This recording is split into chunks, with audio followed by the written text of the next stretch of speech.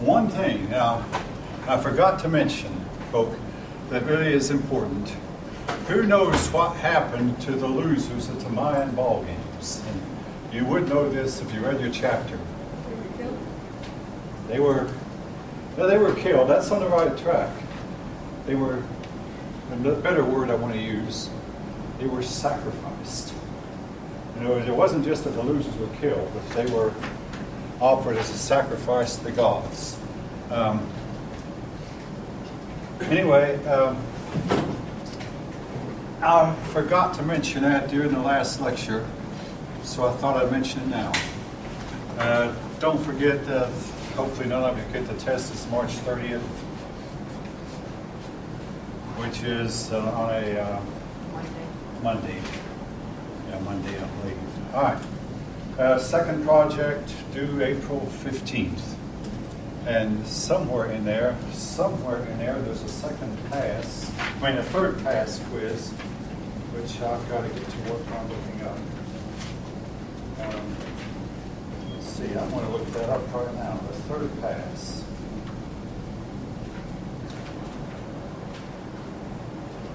It's March 30th. All right, March 30th.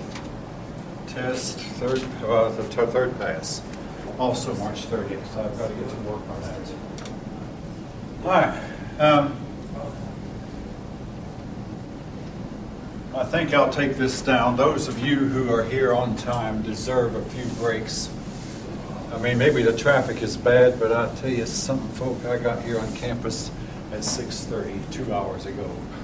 If I leave the house any later, I'll be late. I have to get here an hour and a half to 2 hours early just to be on time. Some of your classmates don't seem to know that. All right. But anyway, for those of you, and you don't have to tell your class, but those of you who are paying attention, that what I just erased will be on your next test. All right. Again, you don't have to tell your classmates that. All right. Now, this next chapter, I've hardly ever taught anything that's so relevant, any history lesson so relevant, and any lesson that's more perhaps difficult to teach. When I was a youngster, we ignored the Islamic world. In fact, we largely forgot about them for several hundred years. It's true we fought the Crusades against them in the 11 and 1200s. And they were, one of our first wars was fought against them, a war that we've forgotten about, something I call the Forgotten War, a war against the Barbary pirates. Most of you might never even heard of the fact, but we fought a 4-year-long war against them. But we forgot about them for a long time. Now, all of a sudden, they're in the forefront of the news. Folk at home, I have an American history book for a college course. It's 700 pages, and the title of it is Since 1900. The years covered in that history book are from 1900 to 1969. That's the year I took the course. And in that 700 pages, the Muslim world is only mentioned in 1 or 2 little places. Just very, very unimportant.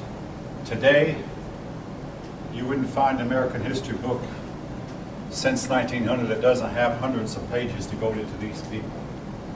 So what we're going to talk about for the next 2 days is who they were, where they began,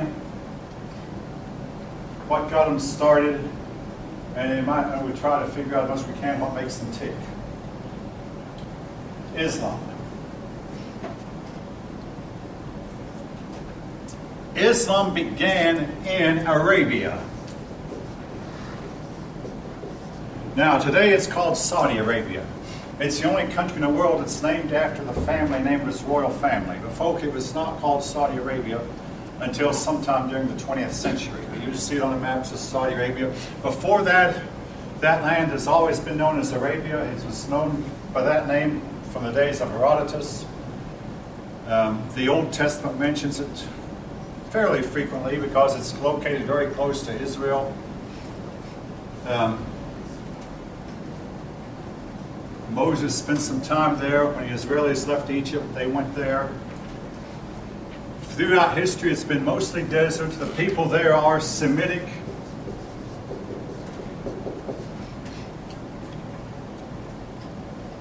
which means that they're actually related to the Jews, whom they despise vehemently. And some people think that the despising goes all the way back to the jealousy between Abraham's son Ishmael and Abraham's son Isaac.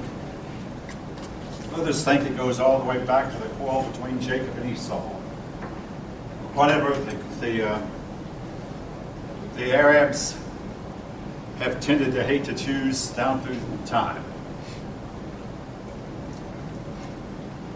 Originally, we believe the Arabs were Bedouins. The word Bedouin means nomad or wandering herdsman. Nomad, another name for persons who live in tents and who move about from place to place. The land of Arabia is mostly desert with a few water holes from place to place. These water areas are called oases. Ponds, lakes, whatever you call them. They're called an oasis. They tended to be tribal. And again, this is because somehow or another the geography of the land did not lend itself to organizing into large nations with kings who were over a vast domain. So they would organize themselves in a tribe. The tribes tended to live around an oasis, but move around from place to place. The head of the tribe was a sheik. Keep that in mind because the word sheik is still used today, not as the ruler of the whole country, but as a very powerful man inside the country, head of a tribe. It's known the Arabs at one point were conquered by the Romans, but otherwise most of what we know about them before Muhammad comes from outside sources. Yes, they had written work, but apparently their writings was written on paper, and paper did not last that long. All right, before Muhammad, in the town of Mecca, Mecca was one of their oases around which they built a town. In the town of Mecca was a rock that had fallen down from heaven. We believe it's probably a meteorite, but anyway, the local people said it fell down from heaven. So they looked on this rock as being sacred, and they built a shrine around the rock, and they put 360 idols around the shrine, one for every day of the year. Now, you might say there's 365 days. By our calendar, yes, but they used a different calendar. On each day was devoted to a different god. 360 days in a year. Each day they honored a different deity. Now, the stone is still there. The city of Mecca is still there, but the 360 idols have been destroyed. Muhammad did not like the idea of idolatry, so the idols were destroyed, but he left the stone, and Mecca is still a sacred site. Any Muslim who can do it is urged to visit Mecca at least once during his lifetime. It's called a pilgrimage. Go to Mecca once during your lifetime and pray toward the stone. And 5 times a day, Muslims will turn their faces toward Mecca and pray, with their face toward Mecca. All right.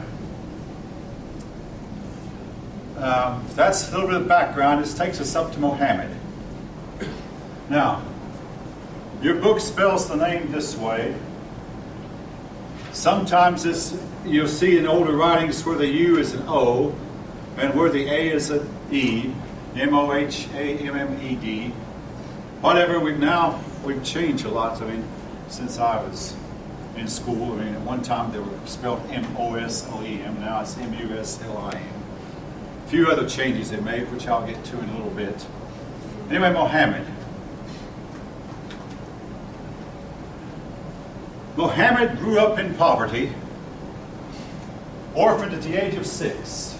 At the age of 6, he had no parents, so he was passed off to an uncle. Now, again, this was part of the world that they lived in. I mean, we still have orphans, even though fewer of them, lower percentage of them perhaps. But life was often shorter in those days. Anyway, he grew up in poverty, And as a boy in poverty, he was taught that the rich are evil, to be rich is evil, to have wealth is certain, almost certain eternal loss, eternal damnation, to have any wealth, because the wealthy are vipers, snakes, whatever you call them. The rich are evil. Well, he grew up and married his boss. His boss was a widow woman. And he married a wealthy woman, and all of a sudden he found himself rich. Now, as a rich man, he found himself torn between what he had been taught as a child and what he had been led to believe, and all of a sudden the way he was living. And he felt wrong to live that way. One reason he became rich was the trail, the Silk Road. The Silk Road that led from China to the Mediterranean, during his time moved. And this Silk Road would move from various times depending on the political winds. They would take the route that they felt the safest, where they had the strongest ruler who would keep them from criminals or hoodlums or highwaymen. So the route went through Arabia, and this enriched a lot of Arabs. They would buy the stuff from the Silk Road and then pass it on to the next. As I said, almost no one, as far as you know, started out in China on the Silk Road and went to the Mediterranean. They'd simply pass their wares on to the middleman. So the Arabs would buy their wares, they became one of the middlemen, and then pass them on to another merchant, travel a few miles, pass them on to another merchant at a profit. They became rich. Well, Muhammad felt a twang in his conscience. He was torn and conflicted by what he had been taught as a child, and most of us experience this at one time or another. I mean, we grow up in our parents' home and we're taught one thing, then we get out in the world and realize a lot of the people we meet in the world have been taught another and don't have our values, and our values come into conflict with what seems to be going on in society. It's typical, it's common, but nevertheless, it's greatly destroyed Muhammad's self-image. He went out to the desert to meditate. We'd climb a hill, and there on the top of the hill, he'd meditate, pray. And during this, one of his prayers, or several of his prayers, the angel Gabriel, and according to his own life story, the angel Gabriel appeared to him and gave him revelations, which he was later to write in a book called the Quran. Now, in the older books, you'll see that name spelled K-O-R-A-N, but now we spell it Q-U-R-A-N, oftentimes with dots above the U. The Quran is to be compared to the Christian and Jewish Bible. It's the sacred book of Islam. Now, we had a little discussion about that this time last year. Actually, it was about 15 months ago. I had a Muslim student in class, and for all I know, some of you might be Islamic. But this young woman argued that the Quran was all written down by Muhammad.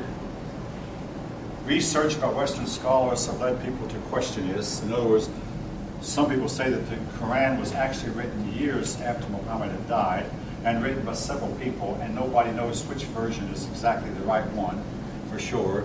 But nevertheless, if you're a true Islamic person, you'll believe that the Quran was written down by Muhammad and has not been changed the least bit from the time it was originally written till now. They don't like to have it translated. That's why it's difficult to find it in English. They want it to be read in Arabic. In fact, they're so strict about it that they try to make sure that their language, the Arab language, does not change. And folks, that's difficult because new words are invented all the time. As we invent new gadgets, we invent new names. But they try to use the same names that, they use words that already exist in existence as much as possible. So supposedly they could go back to the year 600, any Arab, and talk to Muhammad, and he would understand them, and they'd understand him. In the case of the English language, we know that if you try to read something that was written in English in the year 1100, you can't read it without training. And we know that if we tried to speak to someone who lived in the 1100s, they would not understand us, and we don't understand them, because the English language has changed that much in the last 700 years. But they try to keep their language, the pronunciations and everything about the word meanings the same as it was in Muhammad's day.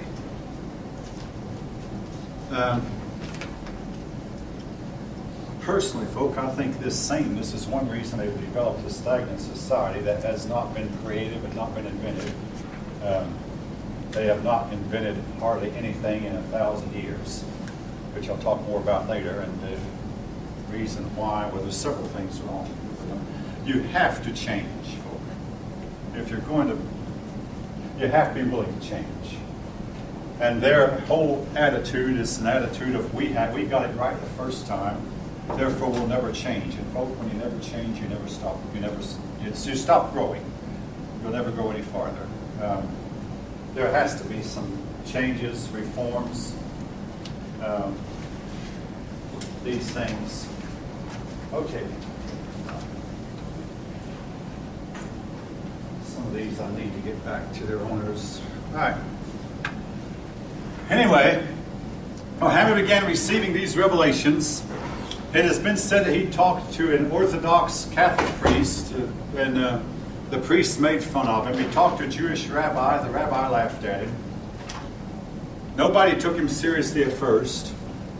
And a lot of persons say any prophet has no honor among his own people. A prophet is only honored either among strangers or after he dies. Well, anyway, Muhammad started preaching his doctrine to the people of Mecca, and they rejected him. So he fled from Mecca to Medina.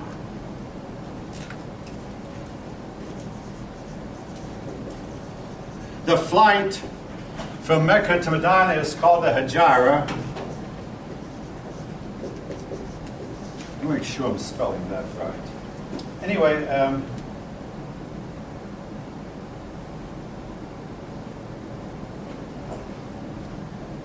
don't see that word. Oh, yeah, H-E-G-I-R-A. I mean, H-E-G. Okay, again, these spellings have varied from the time I was in school till now. H-E-G-I-R-A. Now, this flight is very important in the Muslim world because they reckon time from his flight from Mecca to Medina.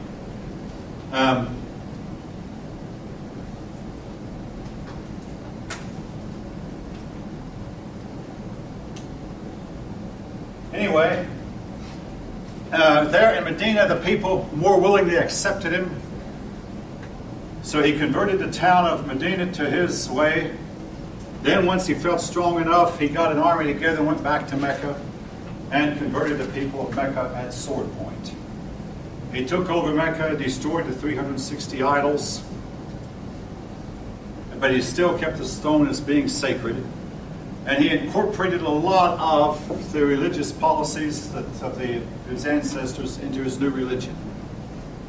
Now, his new religion that he founded is called Islam.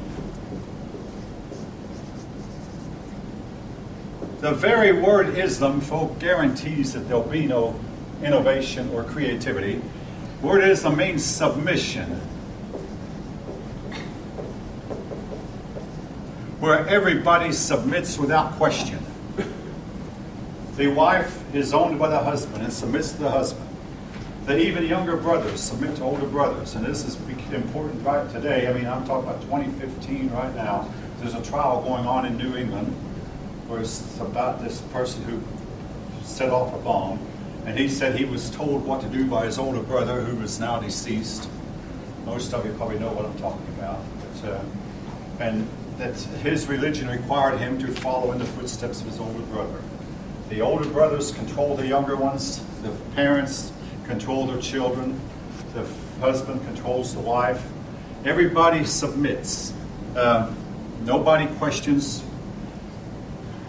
I mean, the submission, it goes to extremes, folks. I mean, there was a case where a Christian during the Crusades went to negotiate with an Arab sheik. And when he went to negotiate, there was a man on a pole 50 foot high, a pillar. And when the sheik told him to, the man jumped down to his death. And the sheik turned to the Christian negotiator, the ambassador, said, "Hey, you see how much control I have over my people? They will do anything I tell them to, even die when I tell them to die." the Christians was not impressed, to say the least. But nevertheless, this is what they believe about control and submission. You don't do anything without my permission. Anyway, he called his religion Islam. They are now known also as Muslims. Now again, when I was younger, we spelled out Moslems. And when I first started teaching here, I spelled it Moslems, but I had an Islamic student call my hand on it. It's now pronounced this way. It's spelled that way also. Again, a few things were lost in the translation. All right.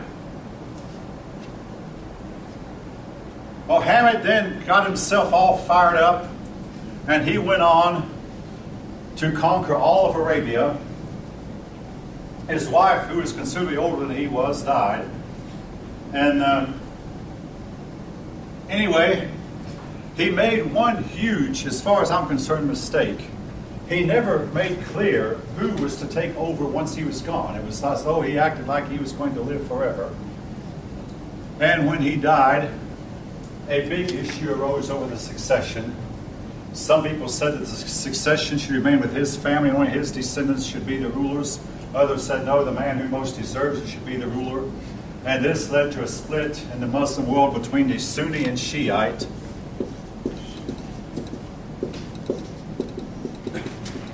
A split that is still going on to this day.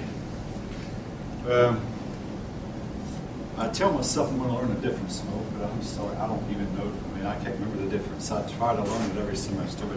But basically, one group believes that the leaders should only come from the descendants of Muhammad. Another group believes that no, anybody who can take over. And what this amounts to, folks, is that every time a leader dies, now this is not as true in the modern world as it has been, but every time a leader died, a whole bunch of people would rush in and grab the succession and take over. And the way they take over is they'd all start killing each other, and the one who survived when the killing was over, he would be the one who would take over. This was a way that they much too often, that's one reason why in our Constitution we have the office of Vice President, so that everybody knows who's in charge when the president dies. But they didn't have anything as Vice Muhammad, so he never told. Now,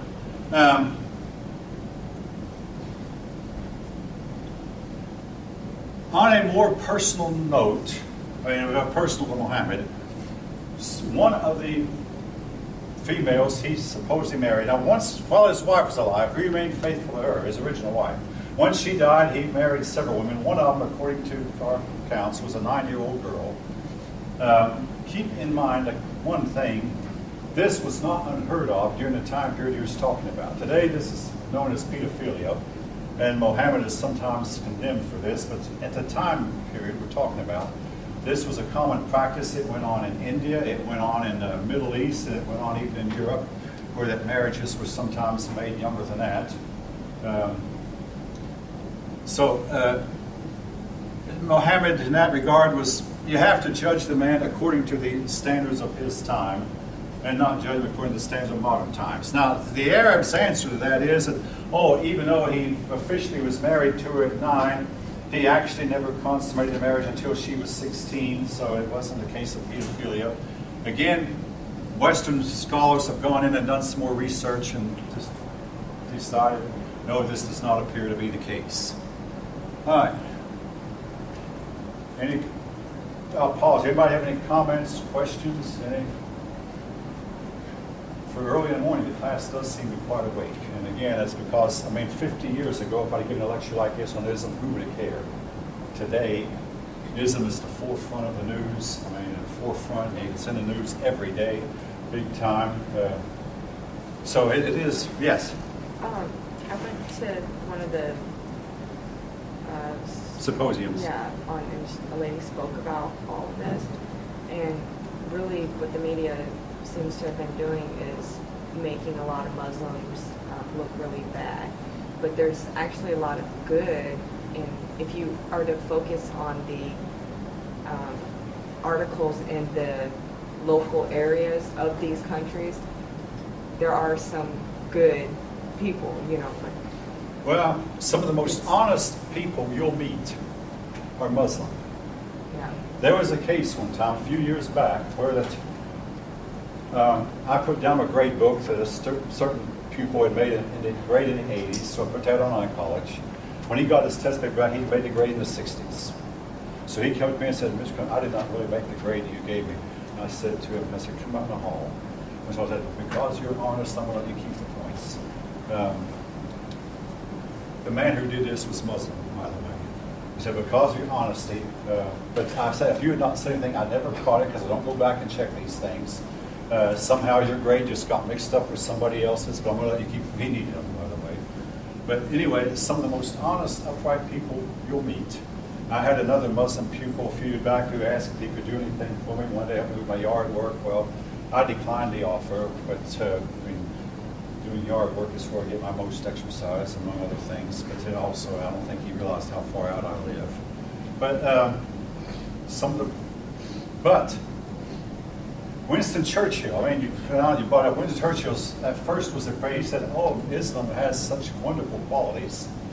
But then he took a second look and said, no, there's a really, really dark side to it also. And we're seeing a lot of the dark side. The news media may be playing up the dark side, but there is another side to it also. All right, anyone else have any comments? All right.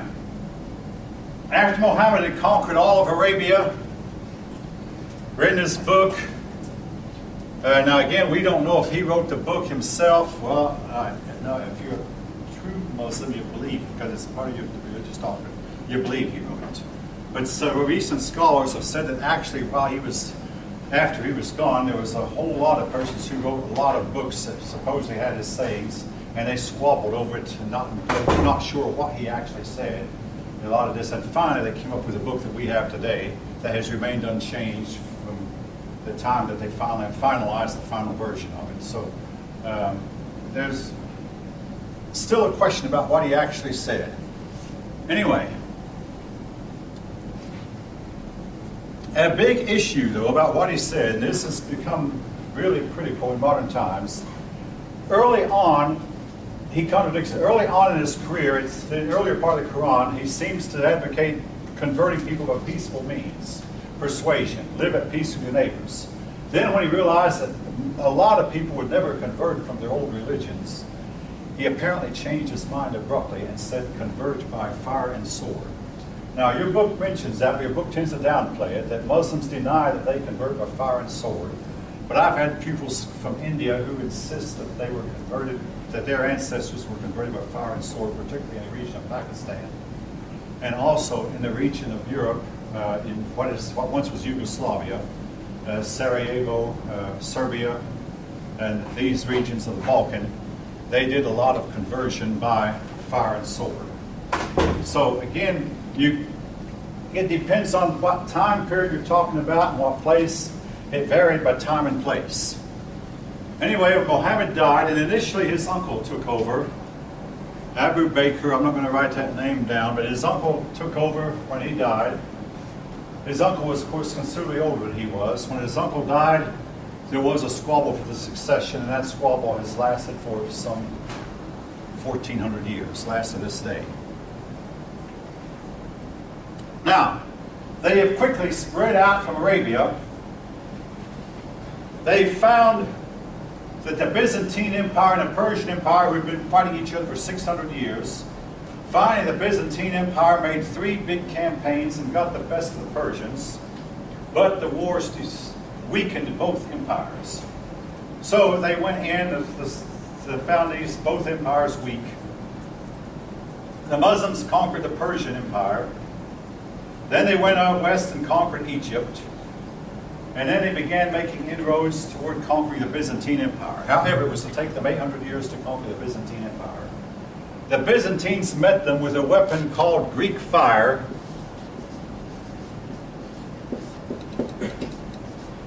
We do not know. Greek fire was supposedly put together by a secret formula which we have not yet discovered.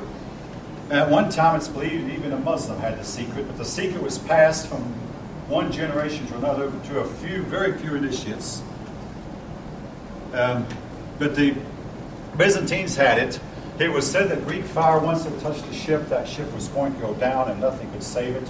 And it was noticed that this Greek fire even burned after the ship was sunk and even burned underwater. Eventually, the vast ocean would put it out, but it took nothing less than an ocean. But once Greek fire touched a body, that person was going to die. There was no way to put it out, no way to quench it.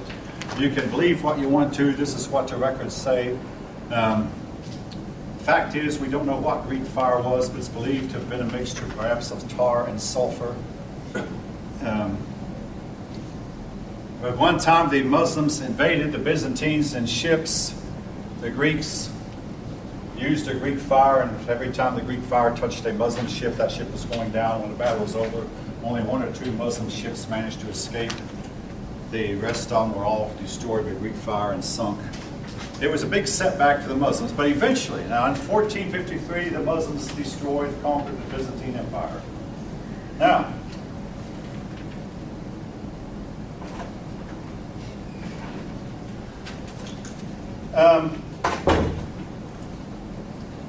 something you're going to hear a lot about Muhammad's law code. He had what's called Sharia law, which is their law code. And again, folks, we didn't even hear about this when I was in high school, college. I mean, I first was introduced to Islam when I was in the 6th grade, 12 years old.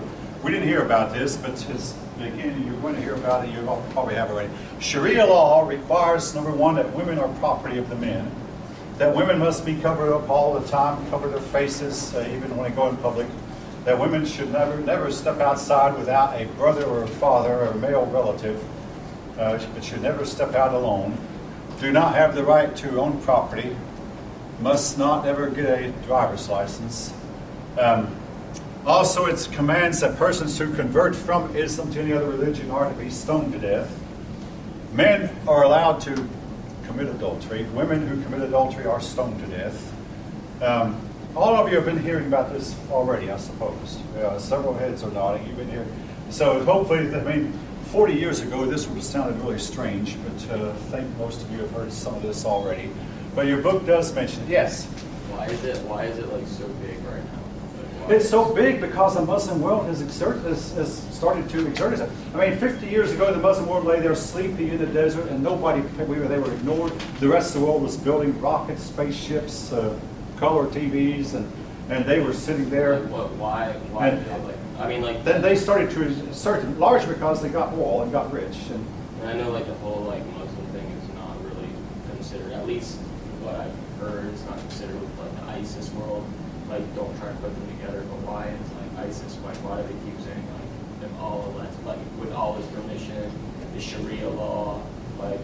What is in the Quran that I'm not seeing, or that a regular Muslim? I don't want to say regular Muslim because I'm not trying to say that ISIS people are. I think I Muslims. understand your question. I'm just so confused why there's 2 separate things, and why they think they're Muslim and why other Muslims don't think they're Muslim, but they think they're Muslim. Why is it all right now coming out like this? Okay, I'm really glad you asked that. I mean, that's what I intended to get to, but now that I'm going to start getting into it now because it's extremely important. Now, maybe most of you did not grow up in okay, I'll tell you on a personal note, my father was a preacher. I may have mentioned that one time. I mean, I'm a preacher's kid, I'm a preacher's son. So I grew up in very devout religious circumstances. Well, what happens is a lot of times, this is true, all your religion comes into conflict with the values around you. And this is true of Islam. What happens is the rest of the world develops a concept called rights. This happened in 1600. Well, under Islam, there's no rights. You have responsibilities. So that's one conflict. Then the rest of the world, the women start going out and getting jobs. So now, what they're saying is that we in the West are encroaching our values on them because thanks to the invention of television, satellite TV, radio, Western ideas are penetrating deep into their holy and sacred territory.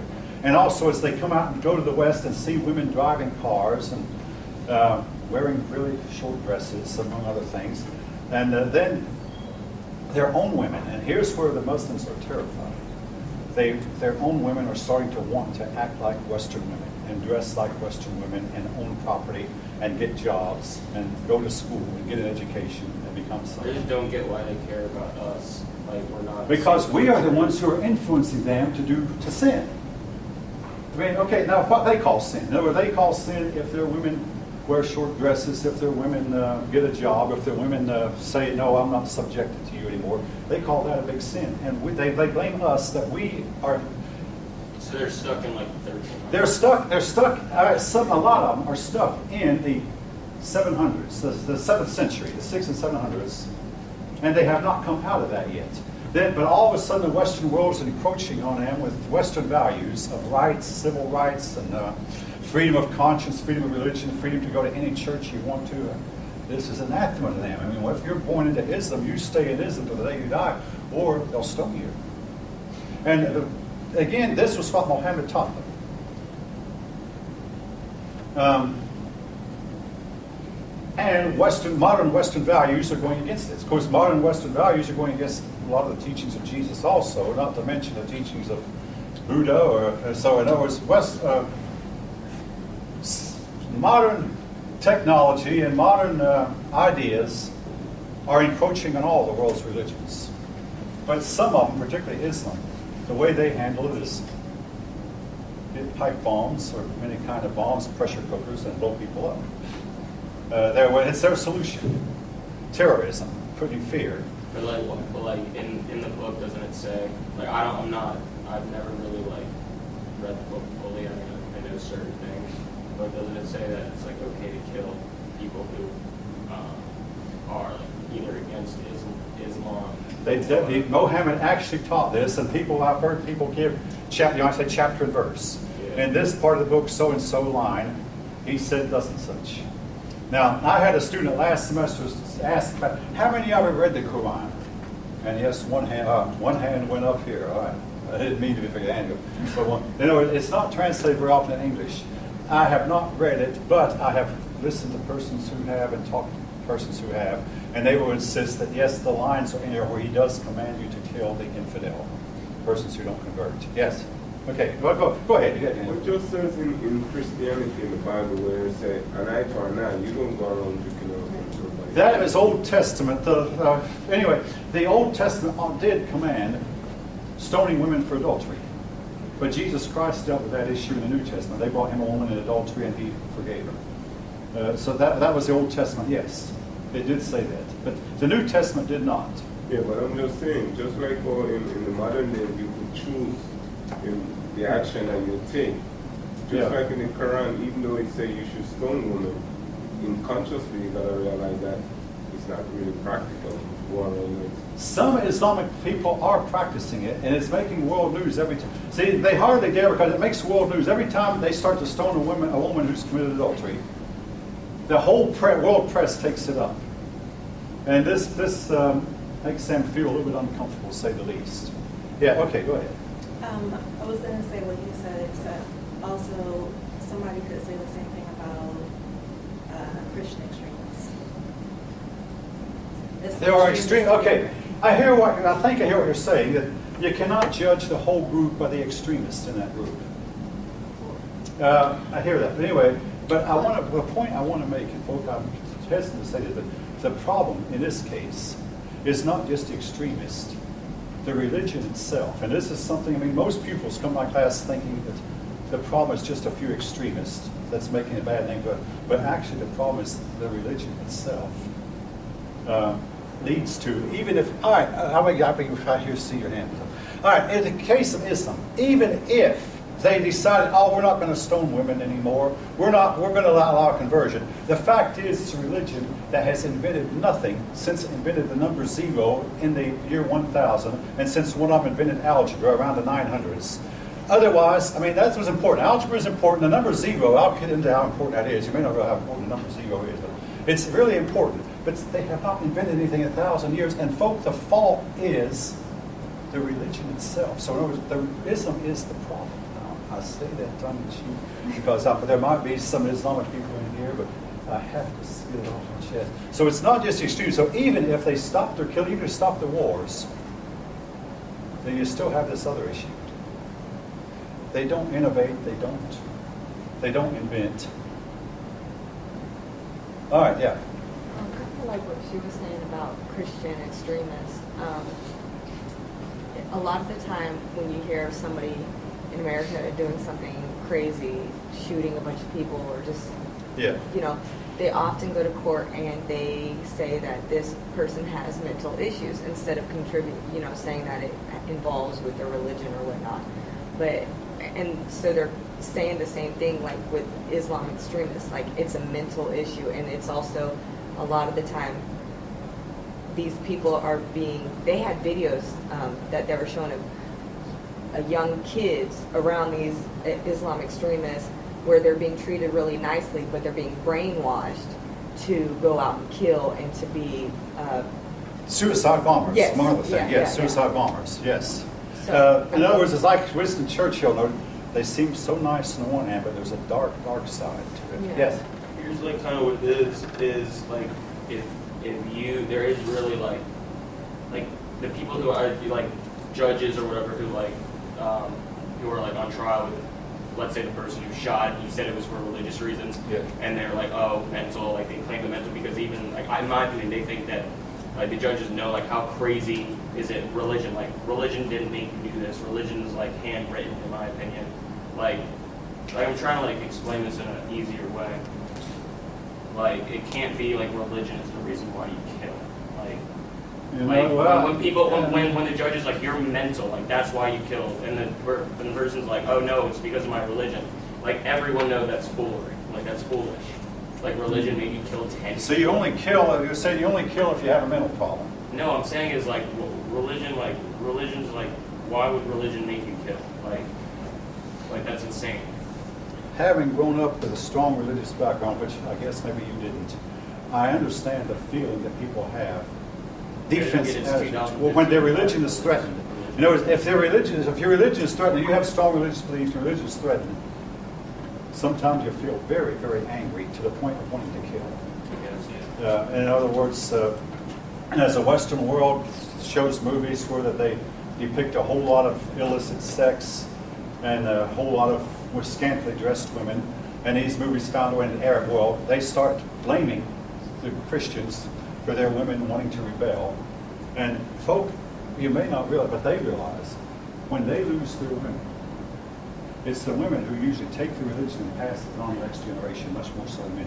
When you lose your women, you've lost your religion. And they are terrified that they're going to lose their women. And when they've lost that, they've lost it all. I'd better. All right. I see now why I gave two. No, in years past, I only give one class to this. All right. Anyway, now the Islamic people wound up spreading until they conquered all of North Africa, much of the Middle East. They went to India and got as far as Pakistan. Now, and they went into Europe, and they actually, for some 700 years, they took over part of Spain. They never got all of Spain. Now, here's what you might not have taken the time to notice, but here's what I noticed about their conquest. They did an excellent job of fighting when you're fighting in a wide open desert. Put them where there's a lot of trees and a lot of hills where visibility is limited, and they don't fight very well.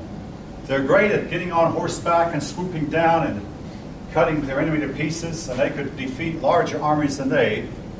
But then they went to Spain, and there in Spain there was mountains, trees, and when they got to India, they had the same problem. They took over Pakistan. Pakistan's somewhat of a dry country, but then when they went down farther into India, where there was a lot more wooded areas, trees, and vegetation, somehow they just simply did not do as well in taking over India. In fact, they never got any part of India except for the northern regions.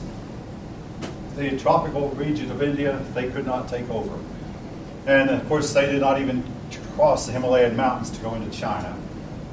They did venture by boat into Southeast Asia, and in what is today Indonesia, they've wound up taking over much of Indonesia.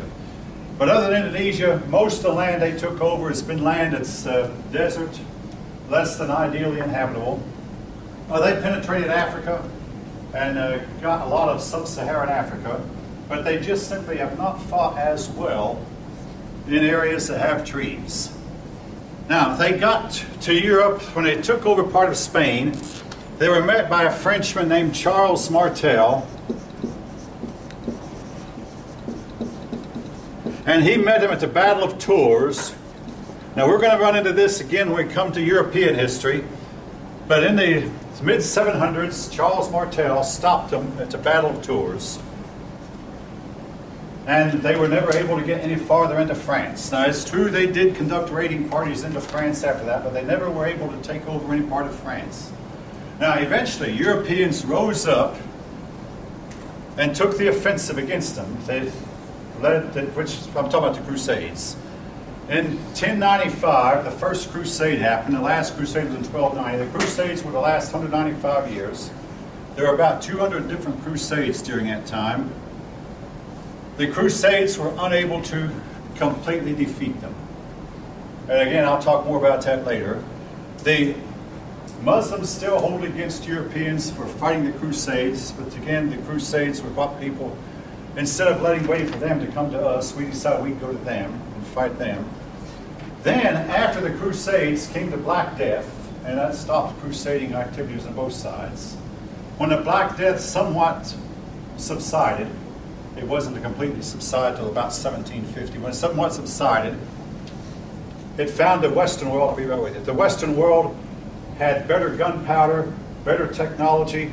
They were inventing steam engines and eventually radios, and left those people far behind. Yes? What is the Black Death? We'll talk about it, but the Black Death was a plague that hit Europe in 1307 and killed people. We have it reminds me somewhat of an Ebola plague, but they did not have the means to fight it that we do. The Black Death was to carry away 1 out of 3 people who lived in Europe. 1/3 of Europe's population during the 1300s were killed with the Black Death.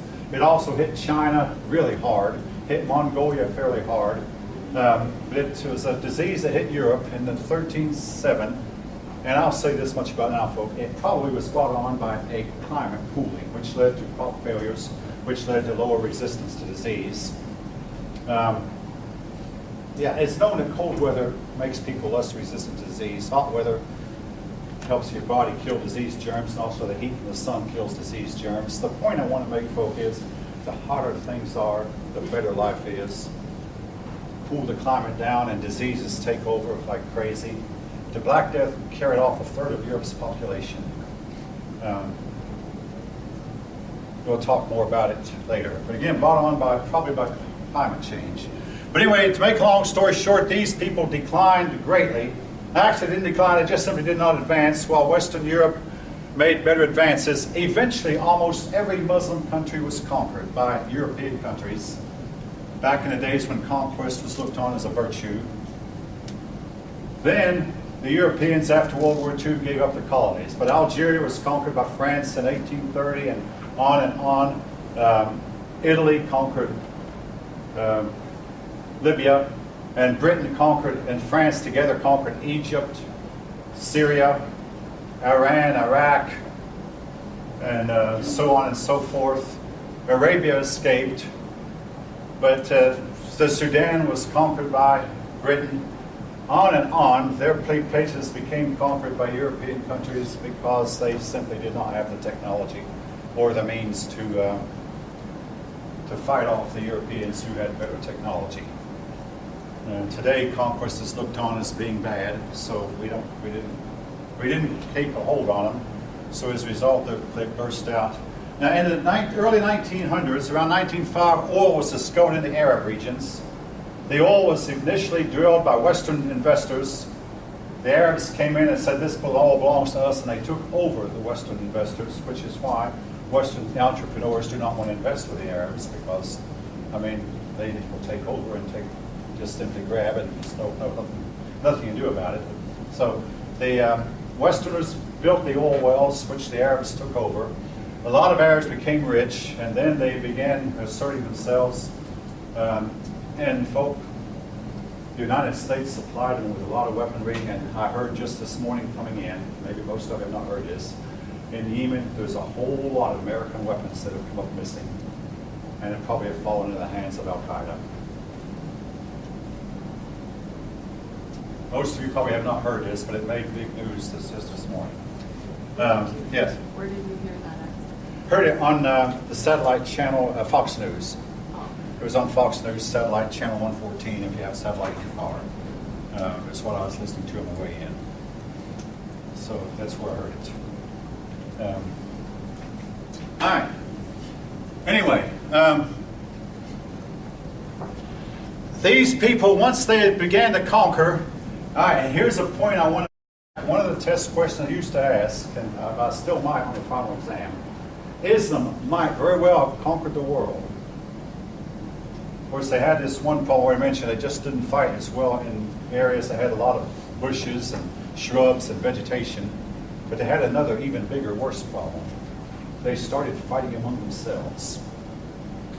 And in the present war that they're fighting against everyone, if they lose it, folks, it'll be because they're spending their time killing each other. Right now, today, Jordan is fighting ISIS really hard, and Jordan is an Islamic country. And hey, let's face it, Libya is fighting Libya. Egypt is still fighting Egypt. Yemen is fighting Yemen. Tunisia is fighting Tunisia. This is the way, this is the way they conduct themselves all down through history. If they keep this up, they'll defeat each other and let the rest of us go free. Anyway, you have a question, comment? Right, I was going to say, you just said Tunisia. Tunisia was involved in the fighting. Go ahead. Yeah, there's like breaking news right now. 8 people have been killed in an attack at the Bardo National Museum in Tunisia's capital, like 20 minutes ago. About At the time. museum. You know, it's not the first time this has happened. I mean, I was discovering a fellow faculty who does not like for his students to have laptops. I said, it doesn't bother me in the least. Cell phones doesn't bother me in the least. And just happen you have to pick up on something that I just happen to be talking about. But I had a case one time where I said that Stalin died under mysterious circumstances. This one fellow looked it up on a laptop and said, oh yeah, some people believe he was murdered. He had a cerebral hemorrhage. Yeah, that might have been caused by a 45 caliber or 22 caliber. Had a cerebral hemorrhage, all right. No telling what caused it. So, you know. Anyway, leaving that. All right. But anyway, they keep fighting each other, and they have been doing this all down through the centuries. Otherwise, folks, they might have conquered the world. Now, yes. I was told that like Genghis Khan, his conquering towards the west was a big part of the fall of Arab nation. Genghis Khan, his initial move was toward China, and he conquered much China. But then he crossed the big mountains and went into the Islamic world. And folk, I'll mention this now, because it's part. He probably would have destroyed Islam, except his followers converted to Islam. But the Turks, particularly the Turks, Seljuk Turks, they conquered a lot of Islamic territory and converted to Islam, which is not unheard of. A lot of times people who conquer will convert the religion of people they conquer. But he almost, he came within a little bit of destroying Islam and might have done it. The nearest Islam has come to being overcome. See, folk, Islam, to really practice their religion, they have to be in charge. Now, it's known that under many a front porch or back porch of an Islamic home, there lies a dead daughter buried because she converted to Christianity or something else. They're not allowed to do that in this country. They're not allowed to do that in a lot of European countries. But what we've learned since the terrorism in France was that in France they have these Islamic communities set up, and the police Western law is not enforced. And they do whatever they please inside, and nobody, not even the fire, if there's a fire breakout, not even the fire won't go into their communities. They let them fight their own fires, let them enforce their own laws. We don't do that here so much. We don't do that here at all. The United States has done a better job of getting the Islamic people to blend in with society than European countries have. In European countries, they live in isolated communities right now. But it is known that they still kill their children who convert out of their religion.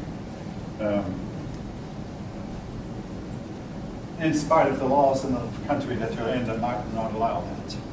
But they feel like they have to be in charge of any place where that they are. And also, they have a grudge against any country that's driven them out, and particularly Spain drove them out, so they look on Spain as still being their territory. The Balkan Peninsula they once held, so they look on that as still being theirs, but especially Israel, because they once held the Israeli territory, and they say, we're going to get it back. And they're determined they're going to get it back. Folk, point I want to make. During the Civil War, the Confederacy fought hard. But when the war was over, the Confederacy quit fighting. In World War II, the Germans fought hard. But when Germany surrendered, the Germans quit fighting. They didn't have it. When the Hitler surrendered, when the Emperor surrendered, Japan, but these people do not quit fighting, ever. Go ahead. Yeah, you say that in Germany they quit fighting. I wouldn't say they quit fighting. They didn't have a choice. Well, maybe they could have.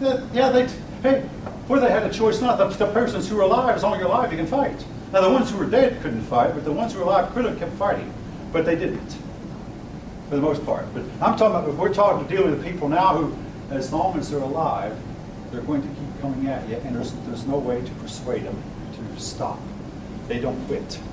I mean, and again, the Japanese, when the two bombs were dropped on them, big bombs, they quit and haven't fought since. But these people don't quit. As long as they're alive, they'll keep on. Someone asked, how long has this war been going on? Well, the answer I had to give was about it's been going on for 1,400 years. How much longer is it going to go on? Until only one side is left standing.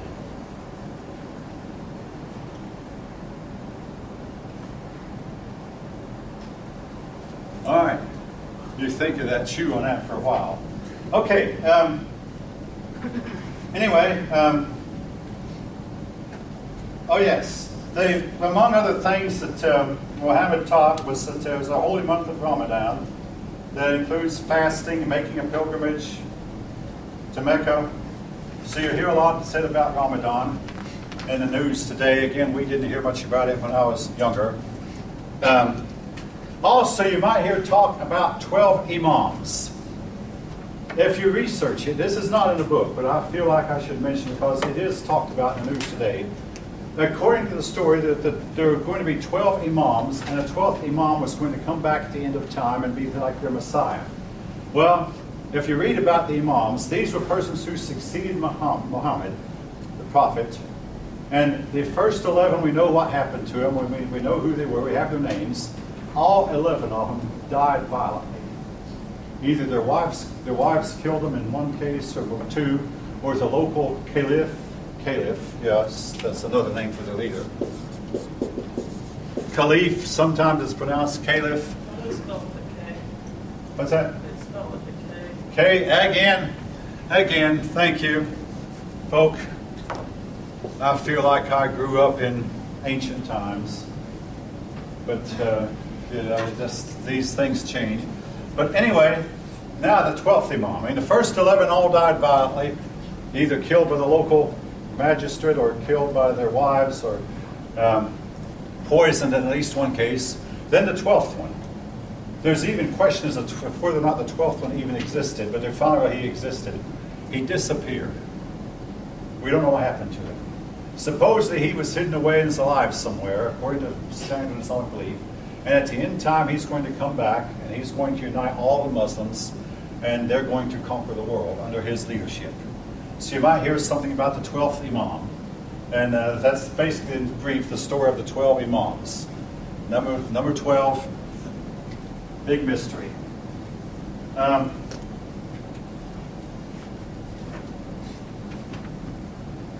right. Don't worry about the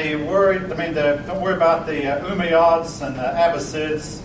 Essentially, what happened, there was an empire. One of the empires called the Umayyad Empire and the Abbasid Empire. But during the time of these empires, one of them invented algebra. To be in college, you probably studied algebra at some point, where that you use letters instead of numbers. And folk, algebra is what you have to start off with before you go into advanced mathematics, whether it be geometry or calculus or trigonometry. You must learn algebra first. And without algebra, we would not have automobiles. We would not have. Algebra teaches how thick a wire has to be to hold so much electricity. How thick an antenna wire must be to hold so much wattage of power, so on and so forth. You might not appreciate it. How many winds you have to put in the electric motor in order to get it to have the torque you want, and how much voltage you can put into the motor. I mean, all this involves some complex math. But another thing they invented was the number 0, an Arab mathematician. Without the 0, here's what it would be. Like with Roman numerals, VI plus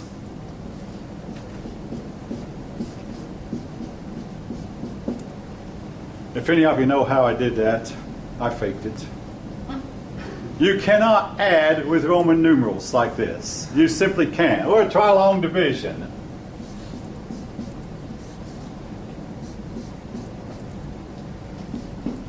Two divided by 20 equals 10. Again, I faked it. You cannot do division without, and basically the number 0 is it's a number. It's the most important number of all of them because it's the central point of all numbers. From the number 0, numbers move in two directions. Hopefully most of you know what I'm talking about. Maybe all of you know what I'm talking about. Numbers move positive and negative. Without it, you cannot do complex mathematics. So again, very, very important. 0 is not looked on as being a number until this Arab taught the world that yes, it is a number, and a very, very important number at that. And thanks to the invention of Arabic, the numbers we use, folks, are called Arabic numerals, invented by the Arabs. I mean, this may seem more elementary. These are Arabic numerals. What I've just put on board here, those are Roman numerals. Without Arabic numerals, we cannot do complex mathematics. Simply can't. At one time, an emperor, if you want to know how to divide some booty among 12 troops, he has 12 troops and wants to divide 144 ducats among 12 troops. How many would each get? Well, he'd call on his top scholar, and that scholar would work on the problem throughout the night using an abacus, and then come up the next day and say, "Oh, give each one man 12 ducats apiece." I mean, I'm exaggerating a little bit, but only a few devoted mathematicians could do long division. Today we teach long division to 8- and 9-year-olds, thanks to the invention of Roman numerals. Very important. In other words, but after that, folk, it's difficult to find anything that they have invented. And again, what's the problem?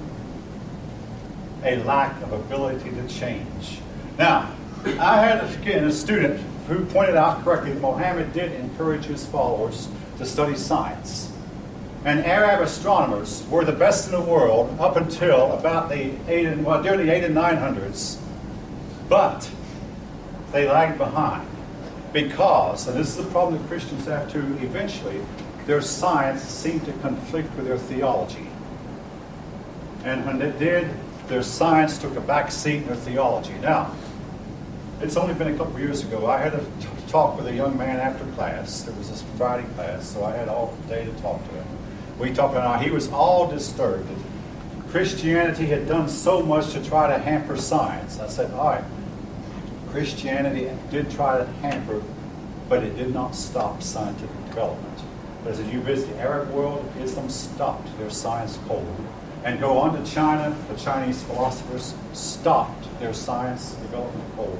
And folks, this is fundamental standard history. The Chinese were far ahead of Europeans at one point, and so was the Arab world. The Arab world was ahead of Europe in astronomy, mathematics, and medicine up to the year 1000. But their religion stopped them cold. Christians tried to hinder it, but did not stop scientific progress. Yes, Christianity opposed Copernicus, opposed Galileo, but progress marched on in spite. Not so with the Muslim world. All right,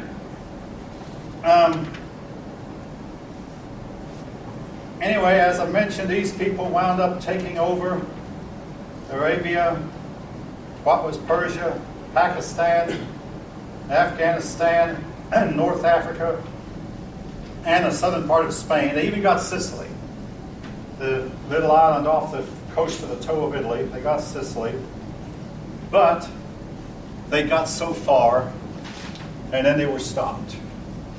Now, in 1580, they tried to take Vienna. Europe's got its armies together, or several European nations, they stopped them.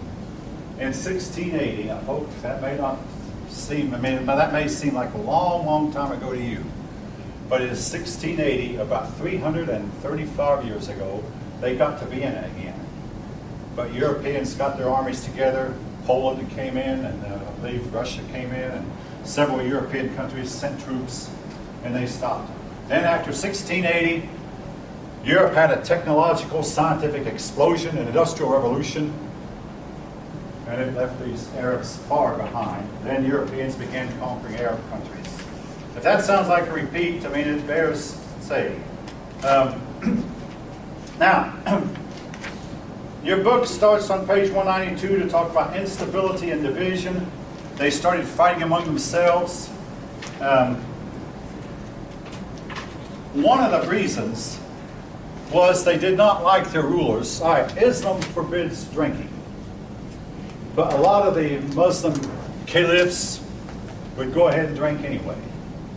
Islam forbids a man from having, a woman can only have one husband, but a man is allowed 4 wives.